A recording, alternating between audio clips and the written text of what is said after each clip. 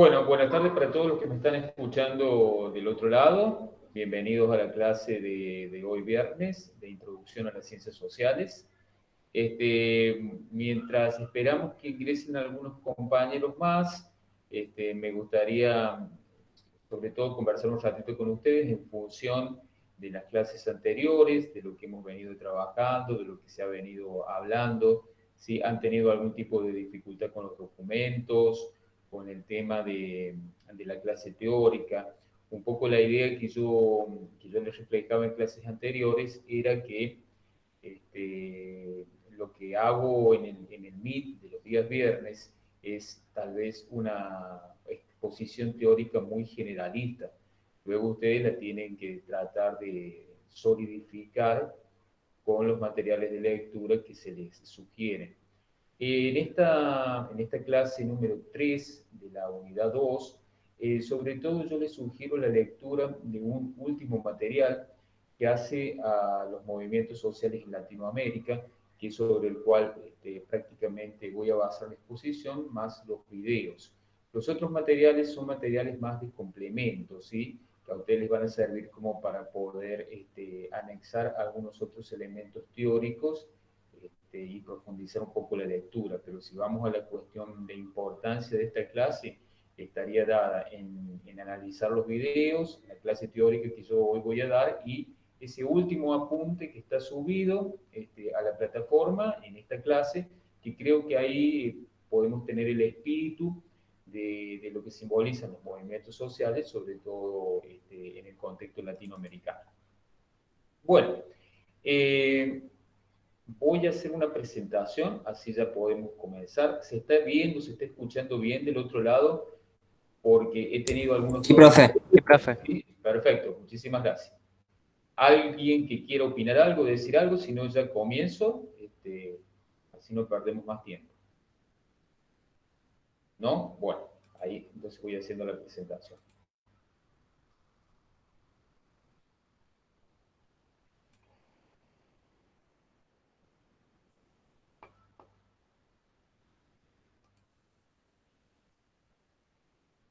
Bueno, en la clase del día de hoy nosotros nos vamos a enfocar fuertemente al tema de los movimientos sociales, ¿sí?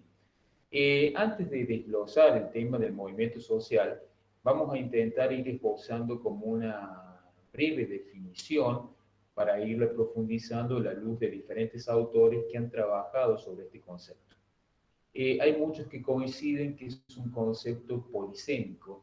Polisémico quiere decir que acepta variadas y múltiples definiciones, dependiendo muchas veces del contexto y dependiendo obviamente de aquel que lo formula. Entonces, para ir avanzando sobre esta idea, vamos a decir que es un movimiento social, es la agrupación no formal de individuos u organizaciones dedicadas a cuestiones sociopolíticas que tiene como finalidad el cambio social. Los movimientos sociales son una expresión de las diversas formas que asume la participación social en un contexto temporal, espacial y social determinado. Hay muchos autores que también lo definen como el motor del cambio social. Un motor que tiene que ver muchas veces con creencias, valores, aptitudes, ideologías, y que de alguna manera se sitúan en contextos sociales específicos. Generalmente es en estos contextos sociales donde nos movemos permanentemente. Esto se puede ver patentemente en la historia tanto del siglo XX, donde, podemos decir, han tenido su origen, muchos de ellos han tenido este, su, su origen y su estructura ideológica, ¿sí? Pero también ya en el contexto del siglo XXI, donde podemos analizar algunos movimientos que han surgido en las últimas décadas y que hoy tienen, yo diría, mucha fuerza dentro de la sociedad actual. Para otros autores, podemos decir que el concepto de movimiento social de alguna manera se sitúa en fenómenos de acción cultural que fundamentalmente reclaman atención de diferentes especialistas. Es por eso que yo les decía que los movimientos sociales adquieren como una mirada polisémica que tiene que ver fundamentalmente con aquel especialista que lo formulan. Cuando yo hablo de especialistas, estoy haciendo mención a sociólogos, a politólogos, a psicólogos sociales y a gente de mi ámbito que somos los historiadores. Este, Generalmente el movimiento social es una expresión que tal vez ha heredado muchas cosas de ese famoso concepto que se esbozó a fines del siglo XIX y tal vez un poco antes, que es el movimiento obrero. Vale recordar por ahí las ideas de Karl Marx, que seguramente algunos de ustedes han trabajado en el ámbito del secundario. Bueno, si avanzamos, surgen como modos de organización de colectivos, fundamentalmente marginales, que luchan dentro de un campo político más o menos concreto. Aquí empezamos a ver que estos movimientos son estructuras de cambio social y que tienen su origen, como yo les decía, en organizaciones de izquierda y del socialismo. Por eso les mencionaba recién a Karl Marx. Pero también se orientan más hacia lo que es la sociedad, el ámbito de la sociedad democrática, ¿sí? O como se lo define también la lógica socialdemócrata, que es algo que implica fundamentalmente al sector político y también al sector sindical. Profe, Sí, ¿ese Power lo va a subir después? ¿O yo le está en la subo. plataforma? No, se lo subo, no está en la plataforma, se lo subo, se los comparto para que ustedes lo tengan, ¿sí? Se lo Gracias. voy a subir a la plataforma. Como les decía, este concepto se aplica prácticamente a todos los movimientos sociales, ¿sí? Que tienen sobre todo, yo diría, una voluntad de transformación social, de cambio, de modificación de un orden que está imperando. De ahí es que nosotros podamos ver el surgimiento de diferentes modelos, ¿sí? Algunos de estos ejemplos son los siguientes. El movimiento obrero, ¿sí? Que surge obviamente a partir del marco de lo que fue la revolución industrial. Se genera en Inglaterra a mediados del siglo XVIII, perdón, mediados del siglo XVIII con mayor fuerza, por decirlo de esta manera, pero tiene también una implicancia muy importante ya a finales del siglo XIX.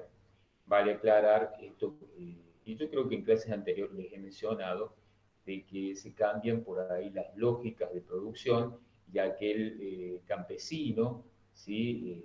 Que trabajaba la tierra, de repente, por ciertos ámbitos organizativos de la política inglesa, se ve obligado a trasladarse a las ciudades y cambiar su lógica laboral. Se convierte en lo que vamos a conocer con el nombre de proletario y que con el paso del tiempo va a dar origen al trabajador, al obrero, ¿sí? Y de ahí también el surgimiento de movimientos que intentan reivindicar la posición de estos trabajadores en defensa fundamentalmente de sus derechos ante un sistema burgués, empresarial, si ustedes quieren, que los oprimía permanentemente eh, que, bueno, que iba en contra de los derechos mínimos y básicos que todo trabajador merece. Por ejemplo, contar con una jornada laboral reducida, contar con un seguro de accidente por algún problema que haya tenido en la fábrica, contar con la asistencia de salud, gozar de una posible jubilación a determinada edad. Son algunas, yo diría, de las cosas por las cuales estos movimientos van a luchar fundamentalmente con gobiernos, pero también, sobre todo, con las grandes corporaciones empresariales, donde millones, me atrevería a decir, de personas se mueven y trabajan. ¿Sí? Profe, ¿puede ser que todo esto sea como una revolución industrial? O sea, que tenga que ver con la revolución industrial. Sí, sí, totalmente. Esto que yo estoy marcando tiene que ver con la revolución industrial. Por eso, si vos te fijas, hablamos de grupos sociales homogéneos. La homogeneidad está dada a partir de que todos pertenecen a un sector, que es el sector, llamémosle, que trabaja en relación de dependencia. Ya a partir de la revolución industrial, de alguna manera cambian las estructuras laborales.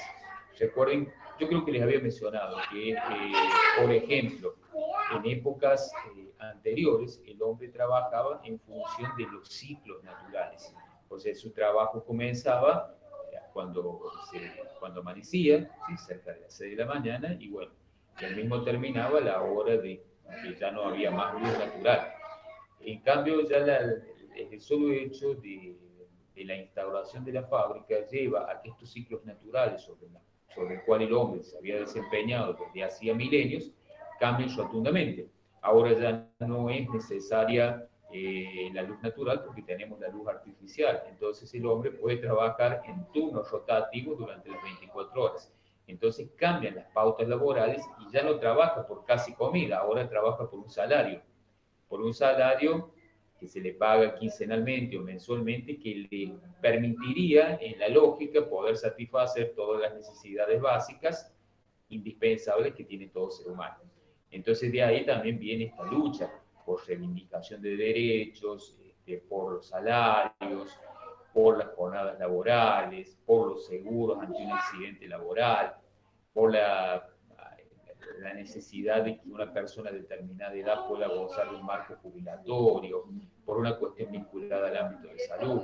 Son todas las conquistas que estos movimientos van a ir logrando con el paso del tiempo en diferentes lugares del mundo.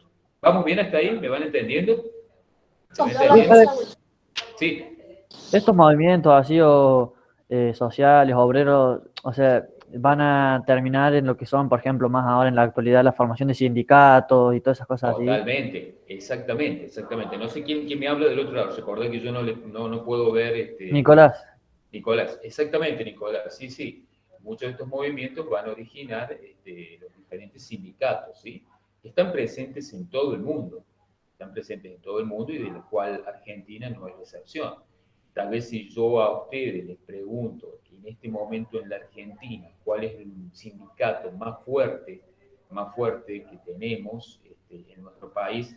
Creo que unánimemente muchos de ustedes me van a decir el nombre de aquel sindicato que en cierta manera, no digo que maneje la economía del país, pero que tiene un foco de presión hacia el gobierno sumamente importante. Este sindicato no es otro que Camioneros. Camioneros es tal vez el sindicato más fuerte que agrupa a todo el sector transportista. Y ustedes me dirán, ¿y por qué es tan importante en la Argentina? Porque si el transporte se corta, lamentablemente se produce un desabastecimiento total de lo que ustedes quieran en menos de 3 días en todo el país.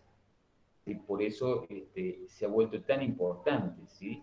Tan importante este gremio. Por eso muchas veces cuando solicitan reivindicaciones salariales, qué sé yo, un aumento salarial de un 30, un 40%, y se reúnen con el gobierno, normalmente suelen conseguir, podemos decir, porcentuales muy altos en relación a las cifras que a veces solicitan, porque saben el poder que tienen, ¿sí? Saben el poder que tienen. No así, por ejemplo, el sector en el cual yo estoy, el sector docente, que tiene que tramitar muchísimas, yo diría, instancias para poder conseguir a lo mejor una pequeña reivindicación salarial que le permita acomodar su bolsillo a los índices inflacionarios que hoy por hoy tiene nuestro país. ¿Vamos Profe, bien? esto Sí. con los trenes no pasaba.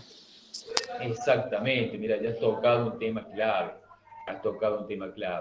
el tema del transporte. Hoy por hoy, Argentina lamentablemente transporta todo lo que a ustedes se les ocurra por nuestras rutas. Por eso Camioneros se han vuelto tan importantes. A lo mejor sería muy diferente si contáramos con una red ferroviaria activa como la tuvimos en décadas pasadas.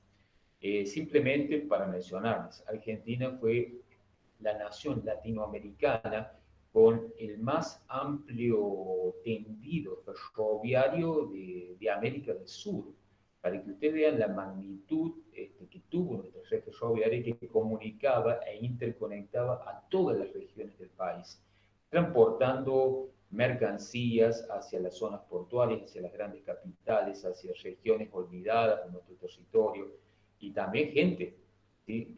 Gente que iba, venía, era un medio de transporte barato, económico. Profe, Sí, y se perdió, lamentablemente se desarticuló y hoy llegamos a este problema. Todo eso ocurrió durante la década de Menem. ¿sí? La década de los 90, en esa famosa irrupción de las políticas neoliberales que tanto mal le han causado a la Argentina. Sí, no sé quién me hablaba, perdón, te corté. Yo, profe, Mauro, Mauro, sí, Mauro. le quería decir que hay varios, eh, por definirlo, grupos que no le permiten tener gremios, como el de las Fuerzas Armadas o Policía, porque si Sí, eso se detuvieran, el país quedaría muy mal. Nunca lo han dejado sí. tener un No, gremio. no, esos sectores, sobre todo la policía, las Fuerzas Armadas, son sectores que pertenecen al Estado nacional, Estado provincial, y que generalmente no se les ha permitido sindicalizarse, ¿sí?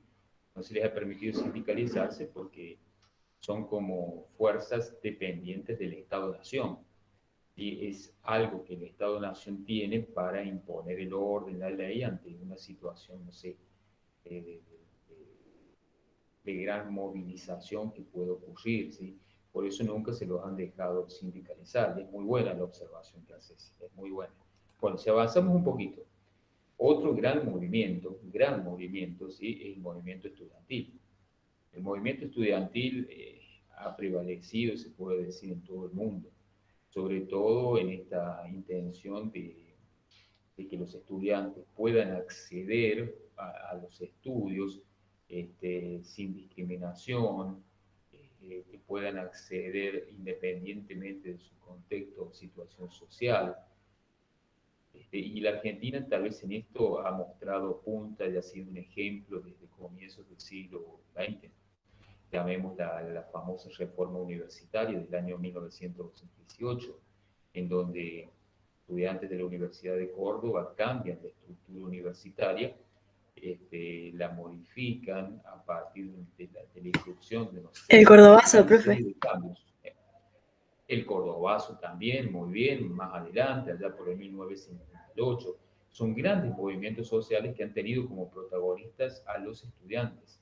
Estudiantes exigiendo cambios, exigiendo reformas para que la formación que ellos puedan tener en el futuro se adapte a las necesidades sociales del momento. Y también como grandes observadores de la realidad. A ver, chicos, ustedes que están en la universidad son grandes observadores de la realidad. Muchas veces nosotros, que somos sus docentes, no les tenemos que marcar todo, porque ustedes ya se están dando cuenta de muchas cuestiones que a lo mejor subyacen en determinados temas. Por acá mismo, acá me marcaban, cuando yo hablaba del sindicato de camioneros, o sea, esa aseveración era como un poco intencionada. La intención era ver esto, o sea, y por ahí saltó un compañero que me dijo, ¿qué pasaría si se volvieran a reactivar los ferrocarriles, si estuviera presente la red ferroviaria que en algún momento estuvimos? Por eso, a ver, está bueno que eso vaya sucediendo, que ustedes se vayan dando cuenta de muchos aspectos que hacen a la política argentina y que lamentablemente también han coartado la posibilidad de progreso de buena parte de la sociedad. Por eso digo, el movimiento estudiantil en líneas generales ha sido importantísimo. Por ahí el que me dijo el cordobazo, a la compañera que me dijo el cordobazo, excelente lo que me acaba de formular. El cordobazo fue un movimiento de protesta contra las políticas que se estaban implementando en la universidad pública a partir de lo que fue llamado la Revolución Argentina, ¿sí? Un gobierno militar que fue como establecido en la década del 60 y que tiene como referente de esta organización a la presidencia de Onganía, ¿sí? Yo creo que después del Cordobazo, Onganía tuvo que abandonar el poder. Sí, Las aulas de Plaza de Mayo también puede ser un movimiento social. las abuelas de Plaza de Mayo sí podemos catalogarlo como uno de los grupos que surgen en el tiempo de la dictadura militar, ¿sí? Y que se extienden hasta la actualidad. Podemos hablar de abuelas, podemos hablar de madres de Plaza de Mayo, de otros movimientos que surgieron en la época, la famosa APDH, ¿sí? Que está presente también en San Luis, que intentan, bueno, hacer una política de memoria reivindicando lo que sucedió en esa época nefasta de la Argentina y por la cual, bueno, algunos se han dedicado al tema de recuperar las verdaderas identidades de aquellos jóvenes que desaparecieron en ese momento, saber el paradero de muchos desaparecidos, qué es lo que pasó, dónde están sepultados sus cuerpos, juzgar a aquellas personas que cometieron crímenes de lesa humanidad. Y estas organizaciones se han extendido a lo largo y ancho de todo el país. Por ejemplo, una de estas últimas referidas a este tema reivindicatorio de memoria es, sin lugar a duda, Hijos.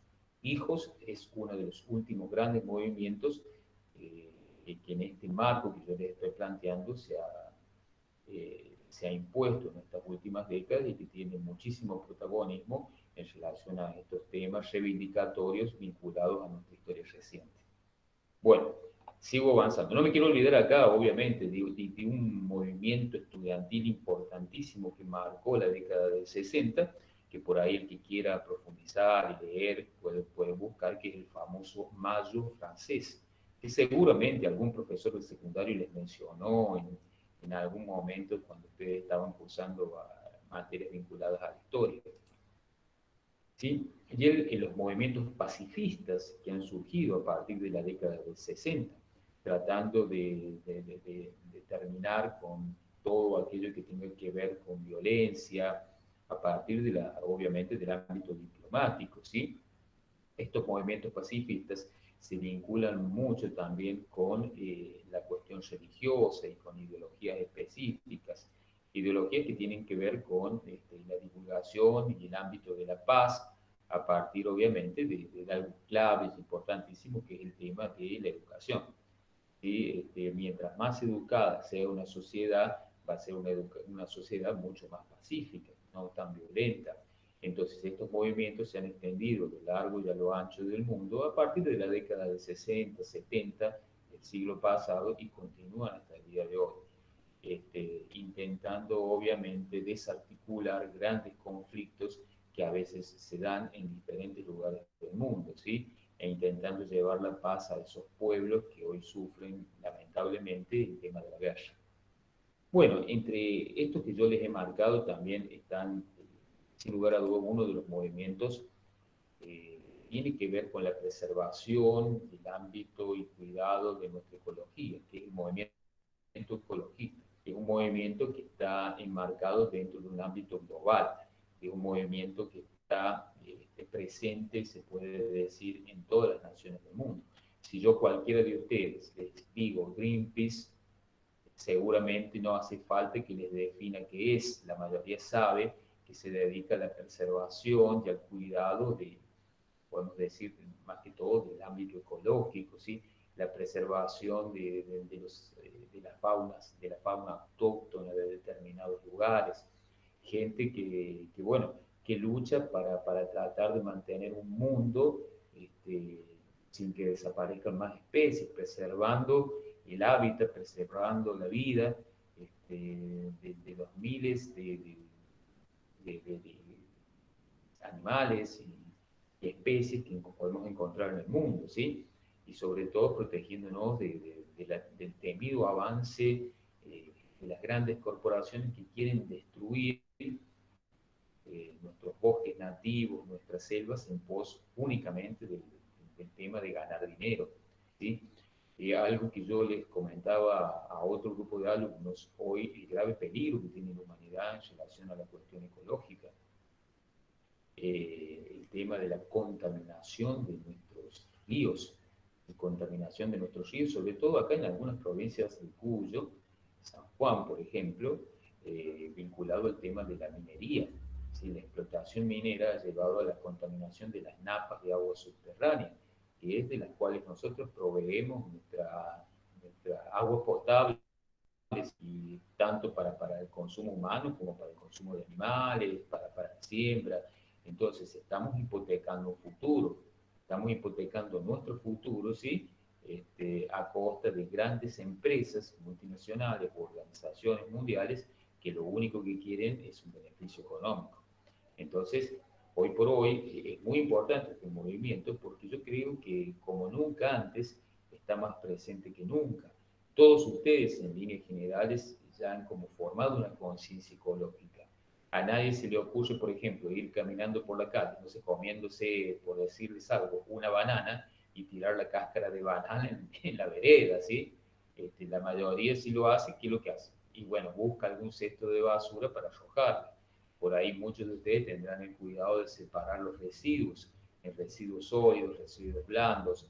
Algunos harán compost para tratar de utilizar los residuos orgánicos y poder, no sé, aprovechar su descomposición y generar a lo mejor la posibilidad de plantar alguna otra especie a partir de esa tierra orgánica. No sé, podemos hablar larga y tendidamente de este movimiento. Profe, Sí, además podemos decir acá también que este movimiento, a diferencia de otro, por ejemplo, como el movimiento, no sé, obrero, sino que más ahora en la actualidad, ha abarcado mucho más personas, porque ahora como que todos buscamos, o sea, como dice usted recién, cuidar el medio ambiente, entonces siempre que vemos, no sé, alguna empresa o alguna industria, como que todo el pueblo busca, qué sé yo, sacarla del mercado o hacer los bienes, es como un movimiento más abarcativo, que podría decirse ya que toda la población prácticamente está a favor de esto.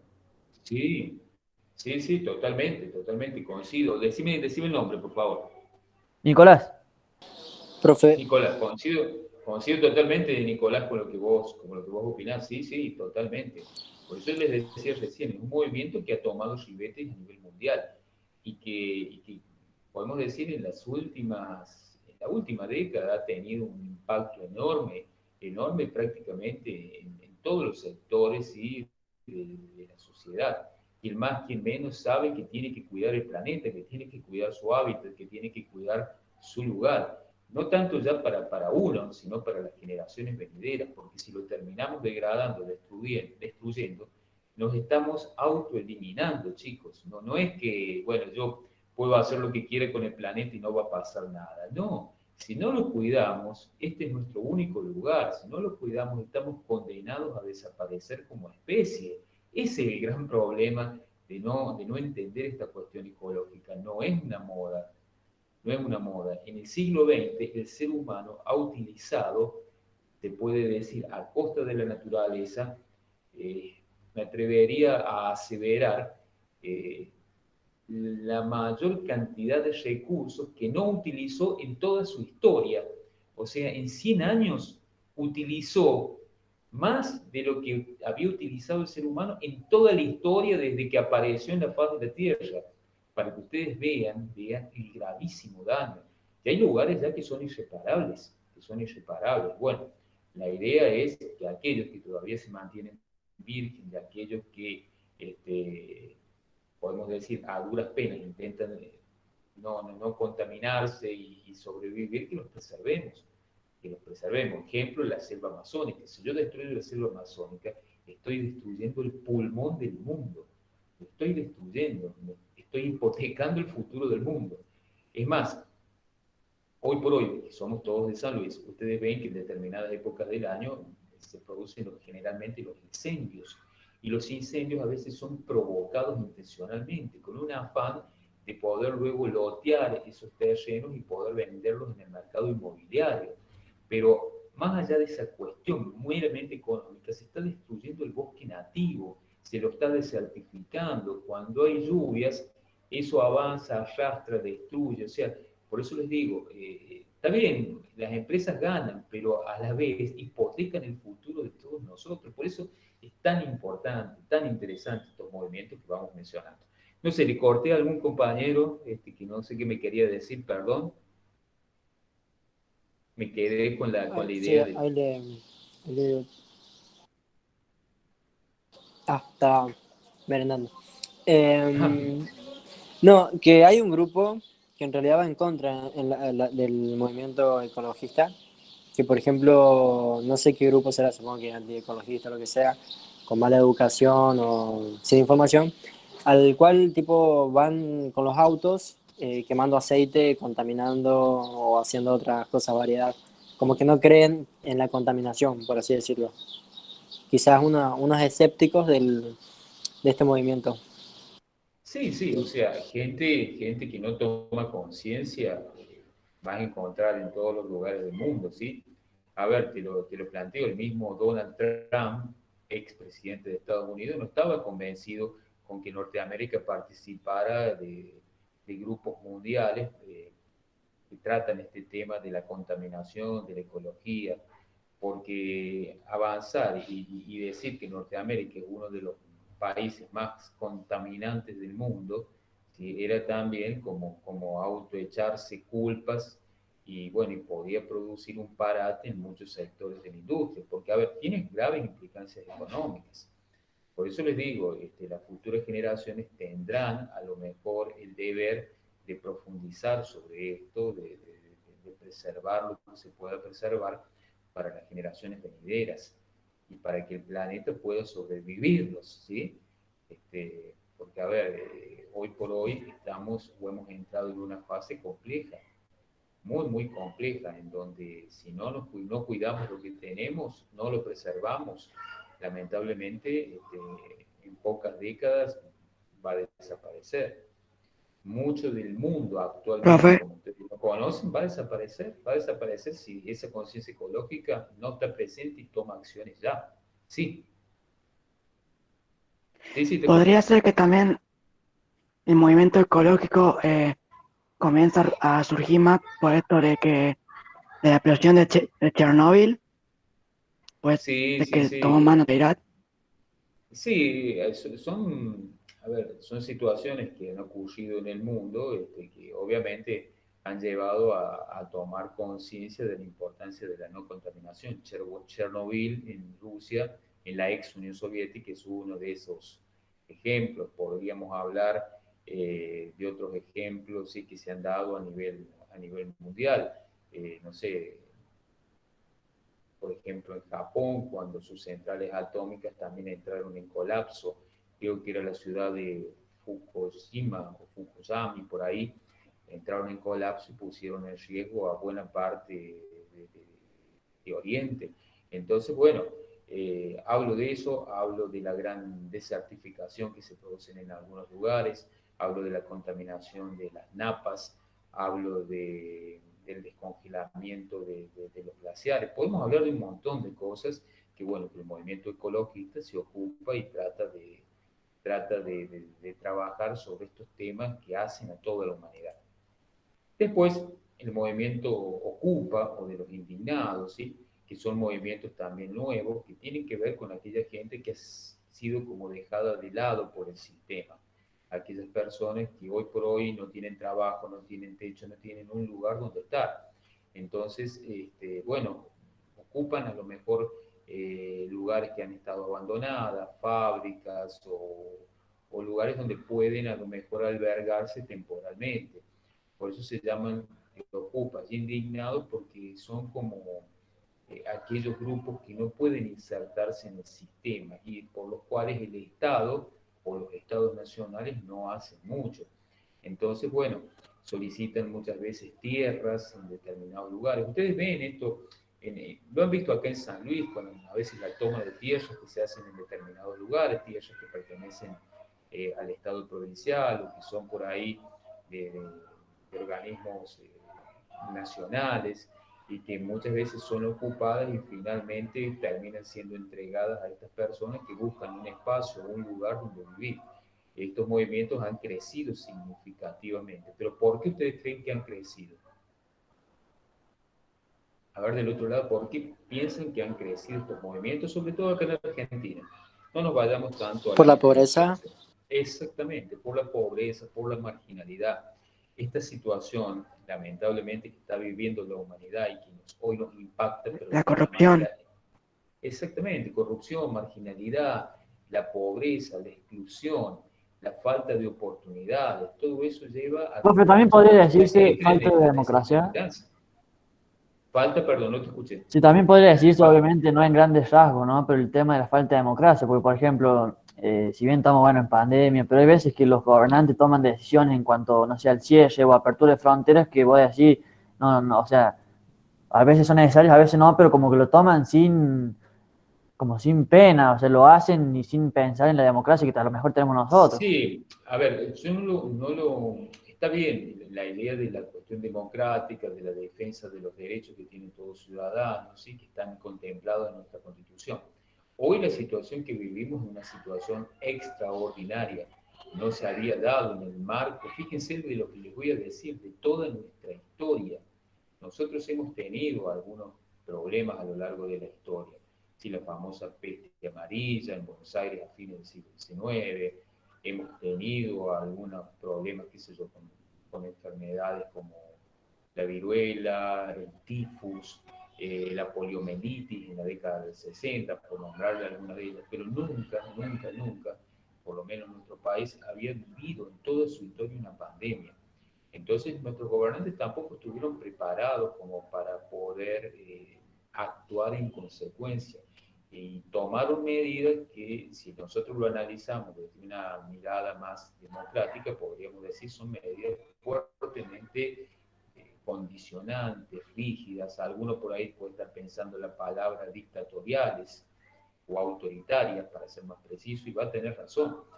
Pero lo que pasa es que, bueno, que la situación ha desbordado en todos sentidos. Para el colmo, Argentina viene de un ámbito de gravísima crisis económica, de recesión, de inflación, que ha agravado considerablemente la situación. Y esto lleva a que hoy, chicos, más, fíjense lo que les digo, más de la mitad de la población de Argentina es pobre, ¿sí? Es pobre.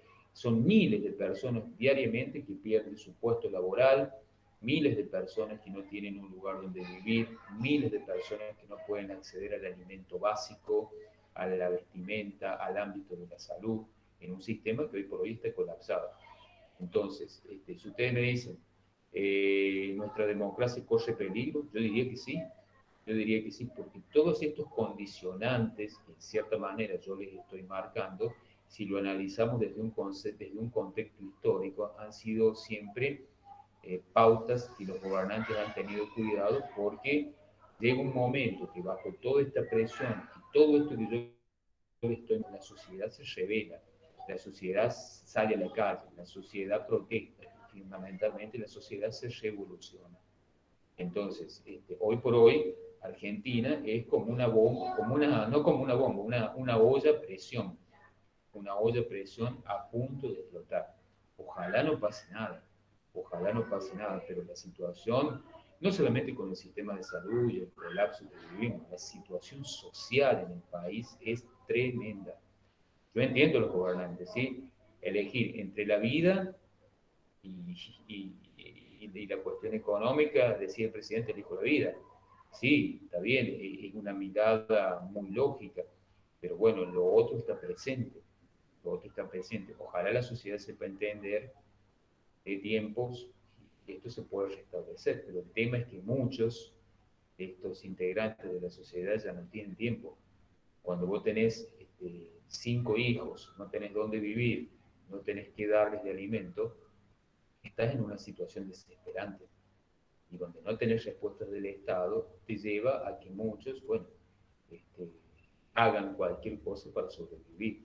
Entonces estamos en una situación extrema, extrema, acuciante. Y bueno, Dios quiere que se pueda solucionar rápido, que pueda terminar en los próximos meses, podamos restablecer, que puedan salir políticas desde el gobierno orientadas a los sectores que mayores problemas sociales hoy poseen, ¿sí? Porque son millones, millones de personas que están excluidas y que están viviendo en una situación límite. ¿Vamos bien hasta ahí? ¿Alguien que quiera opinar? ¿Alguien que quiera decir algo? Bueno, como yo les decía, muchos de estos conceptos son polisémicos, ¿sí? Y que van a designar colectivos de diversa índole. Hablamos de modos de organizarse, sobre todo de diferentes agrupaciones sociales, que tienen muchas veces orientaciones culturales, orientaciones políticos-sindicales, como también nosotros hemos estado marcando acá y que en la historia del siglo XIX, perdón, de la historia del siglo XX y ya en el marco del siglo XXI, podemos hablar de que son grupos que intentan tener una mayor participación ciudadana, ¿sí? Que les permita, sobre todo, reivindicar una lucha en donde necesitan a lo mejor dar a conocer la situación o el contexto por el cual atraviesan, ¿sí? Uno de los últimos movimientos es el movimiento feminista, que ya vamos a hablar. Sobre todo me gustaría a mí, antes de entrar al feminismo, marcar algunas características comunes de todos estos movimientos sociales. Por un lado, en esas características hablamos de los valores humanísticos que muchas veces están presentes en estos grupos, que tienen que ver con cuestiones relativas a la dignidad, a la igualdad, a la autonomía, a la libertad. En todos los grupos que he estado mencionando están presentes. Esta idea del cambio social, un cambio social que se orienta a la participación, podemos decir, y a la fortaleza de la sociedad civil. En todos estos grupos es muy importante como tercera gran característica el tema de la comunicación social, que se da, por ahí alguien hablaba de democracia, y tiene razón, se da en una cultura democrática, en donde mayoritariamente el ciudadano tiene libertad de expresión, tiene libertad de expresarse y de decir esto no me gusta, esto no va bien, hagamos cambios, modifiquemos, sobre todo en un ámbito en donde estamos, yo diría, defendiendo derechos humanos. Yo recién hablaba del derecho de los excluidos, de la situación de aquellos millones, me atreveré a decir, de excluidos que tiene la Argentina, una situación acuciante, una situación acuciante. Y acá no entra en una cuestión política de decir, no trabajan porque son vagos o no consiguen. Habrá gente que no lo hace porque, bueno, considera que a lo mejor no sé, una tarjeta alimentaria o un plan social les basta para vivir. Pero no es la mayoría de estas personas. Hay mucha gente que le gustaría trabajar, le gustaría tener un empleo, le gustaría no vivir de un plan social, sino todo lo contrario, tener un trabajo digno, sentir la alegría de poder llevar el pan a su mesa todos los días, ¿sí? Por eso les digo, son situaciones discutibles que se pueden debatir, que dividen a la opinión argentina, y hoy más en este marco que todos ustedes están viviendo, ¿sí? Por ahí con las organizaciones ecologistas, esta conciencia de la importancia de preservar la naturaleza que tiene el hombre, esa idea de armonización entre la naturaleza y el hombre.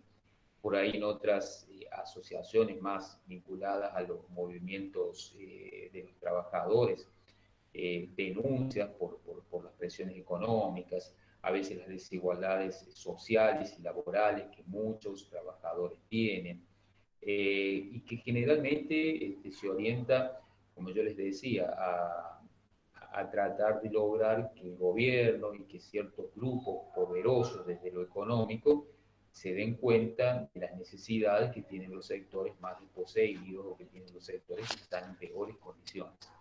Acá yo les decía, me quiero detener un poquito en el famoso movimiento feminista, ¿sí? Creado, se puede decir, a fines del siglo XIX, y que tiene su origen en el marco de la Revolución Francesa, si lo rastreamos desde lo histórico, en esa situación de subordinación que vivían las mujeres, una subordinación que se daba tanto en el marco legal, económico y sobre todo moral.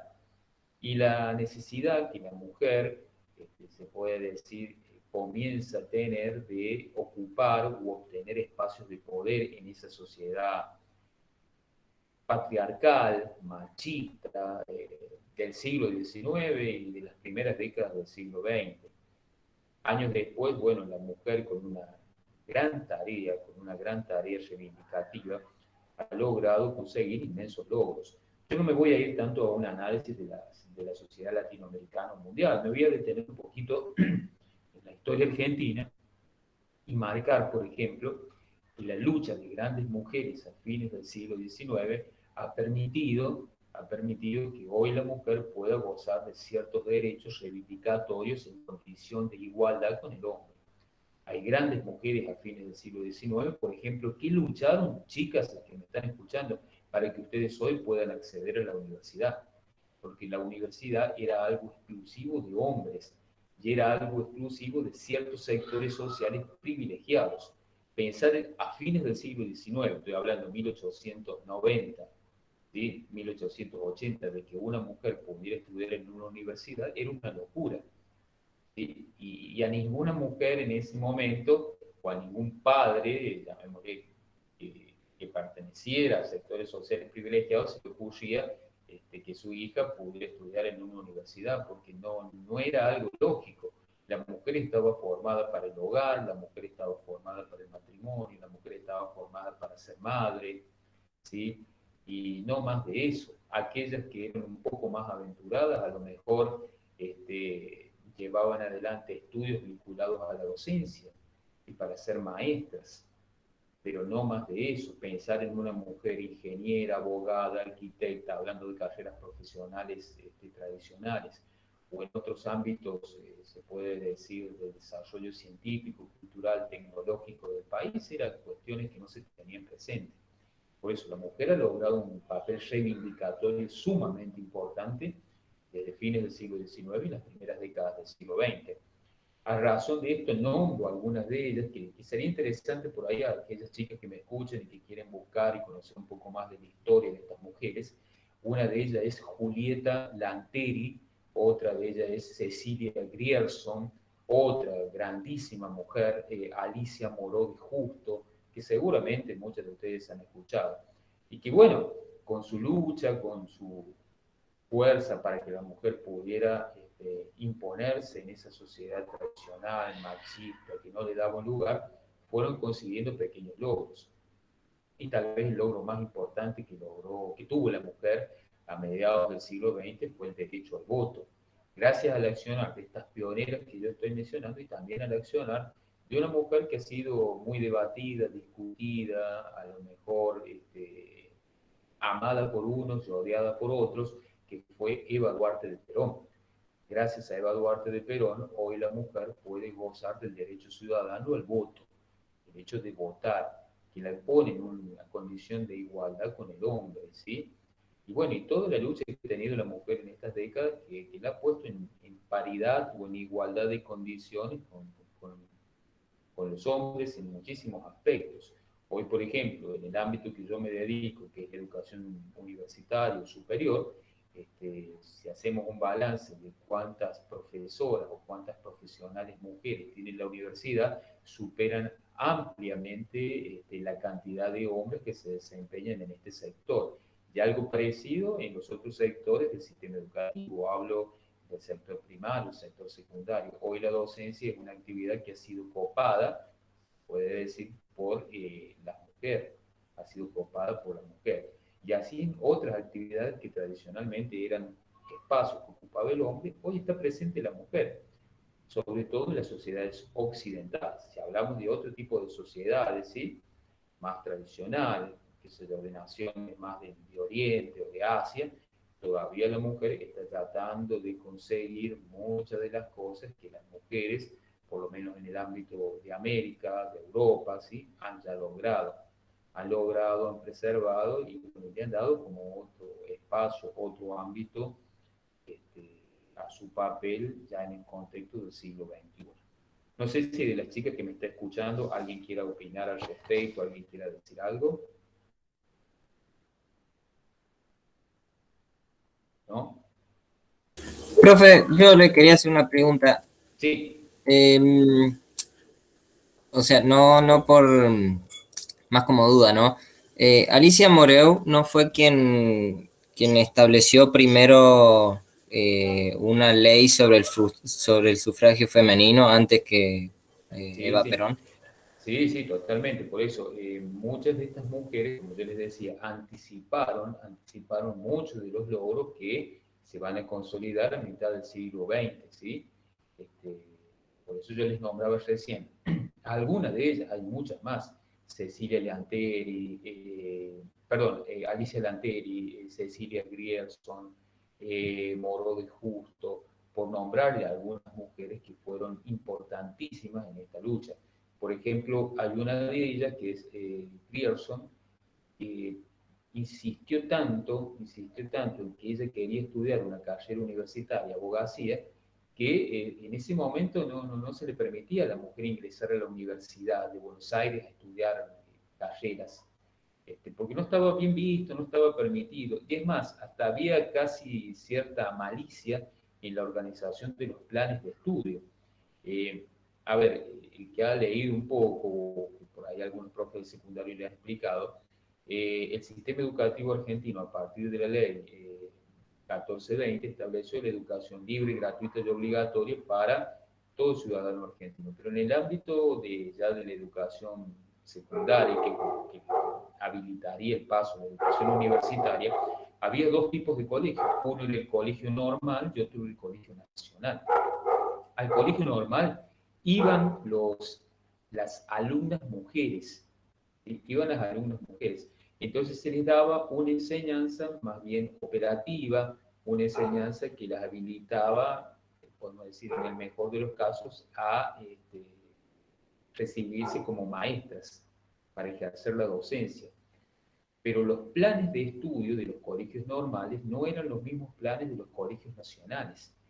El egresado del Colegio Nacional, donde iban hombres, ese plan de estudio articulaba con las carreras universitarias y eran aceptados los planes de los colegios nacionales por las universidades nacionales, que no eran tantas a comienzos del siglo XX. ¿Sí? Hablamos de 3 universidades nacionales. La más antigua del país, que es la Universidad de Córdoba, seguida por la UBA, la Universidad de Buenos Aires, creada en 1824 por Bernardino Rivadavia, y después la Universidad de La Plata. Después, con el paso del tiempo, se fueron creando otras universidades a lo largo y ancho del país. Pero en esas 3, ¿sí? no aceptaban mujeres. Entonces, esta mujer, que había egresado de un colegio normal, tuvo que hacer un gran mérito. ¿Sí? Los rectores ya se habían cansado de verla peregrinar por los pasillos intentando entrar. Y bueno, uno le dice, bueno, sí, mira, te vamos a dejar entrar, pero el plan de estudio que vos traes del secundario no se articula con la universidad. ¿Cómo que no se articula? No, si vos querés entrar a la universidad vas a tener que rendir 20 materias. 20 materias previas solamente para entrar. Y esas 20 materias previas te lo van a tomar los profes de acá. Fíjense lo que tuvieron que hacer estas mujeres simplemente para el hecho de poder estudiar algo. Y ni les cuento la reacción de los hombres que asistían a las universidades. Lo que menos le decían es anda a lavar los platos. Entonces tuvieron que luchar con una grandísima oposición. Y eso, con el paso de las décadas, ¿sí? Esa enorme lucha de estas mujeres fue consolidada en grandes logros. Yo recién les hablaba del derecho de voto, conseguido durante finales del primer gobierno de Juan Perón, por el trabajo desarrollado por Eva Duarte de Perón, que complementa el trabajo que ya venían realizando estas mujeres. Bueno, entonces, en este ámbito también no quiero dejar de lado el tema de la democracia y la participación ciudadana. No quiero olvidarme de grupos importantes como los movimientos indígenas que piden permanentemente una reivindicación. Hoy en esta situación que vivimos, no me quiero imaginar del colectivo nativo originario que vive en lugares prácticamente olvidados por la gente y por los gobiernos. Hablo de los Wichi, hablo de los Tobas en el norte del país y de muchos movimientos indigenistas repartidos a lo largo y a lo ancho de Latinoamérica. En este ámbito, ¿sí? En este ámbito no me quiero olvidar de la participación ciudadana, de la importancia que tiene el pueblo en la elección y orientación de los gobiernos que tiene. No me quiero olvidar del derecho de las minorías, del principio de representación política, que todos nosotros tenemos como ciudadanos, el hecho de saber ejercerlo. Si usted me dice, y profe, y bueno, pero siempre en las votaciones los argentinos tenemos la mala suerte de equivocarnos. No sé si de equivocarnos, pero a lo mejor sí de haber elegido malos gobiernos o haber tenido malos gobernantes desde hace muchísimo tiempo. ¿Sí? No le echo la culpa a este gobierno, al que pasó o al otro. Desde hace muchísimos tiempos no hemos podido tener gobiernos que realmente tengan, yo diría, o lleven adelante propuestas significativas que mejoren la calidad de vida de los ciudadanos, que desarrollen trabajo, que incentiven al desarrollo de la ciencia, de la técnica, lamentablemente hemos tenido malos dirigentes. Y por ahí alguien dijo corrupción, es cierto. Uno de los males endémicos que ha tenido el sector político en la Argentina ha sido la corrupción. Corrupción mezclado con grandes negociados, mezclado con llamémosle, un grupo político que se ha enquistado en el poder y que muchas veces marca también las pautas hacia otros sectores. Y bueno, y eso es un poco de, así brevemente, de lo que hoy nos pasa como sociedad dentro de la Argentina. Yo por ahí he escuchado chicos de más de 20 años, me recibo y me voy de la Argentina. Está bien, todos tienen derecho a hacer de su vida ya cuando son, yo diría, ciudadanos plenos, lo que ustedes quieran. Pero yo le decía a uno, ¿y por qué no le querés poner el hombro a tu país? No, dice, porque la verdad es que mi país hoy por hoy no creo que me ofrezca mucho. Entonces, esa carencia de oportunidad hacia los jóvenes, esa falta de proyecto que uno visualiza también de alguna manera hace que la situación por la cual estamos atravesando sea una situación en donde muchos no vean al final del pasillo una luz. Bueno, chicos, hasta ahí hemos llegado por ser viernes en la clase de hoy. Espero que me hayan podido entender, ¿sí? Que hayamos un poquito debatido sobre estos temas. La idea es que ustedes luego trabajen en base a los autores que yo les he recomendado. En relación a este tema, ahí les digo bien el autor se llama Valentín Martínez y Otero Pérez, es Movimientos Sociales y Transformación de la Sociedad. Es un material que encontré hace poco, me resultó muy interesante en el análisis que hace. También les he colocado algunos videos. Voy a subir esta presentación para que ustedes la tengan. Si bien la primera parte se vincula a esto, la segunda parte ya no, porque entra más dentro de un campo político. Voy a ver si lo puedo recortar y subirles simplemente lo que ustedes van a necesitar. Yo después de estos videos voy a subir ya para la semana que viene un material en donde también va a haber como una síntesis de lo que se ha venido trabajando. Y de ahí en más, ya cuando comience con la otra unidad, la profesora Paola, nosotros vamos a trabajar sobre cuestiones más prácticas que yo voy a ir recepcionando y corrigiendo, ¿sí?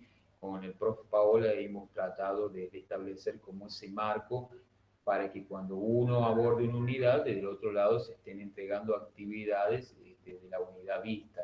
Entonces, de alguna manera, eso va a ir asegurándoles notas previas para intentar la promocionalidad, que creo que es el objetivo de la mayoría.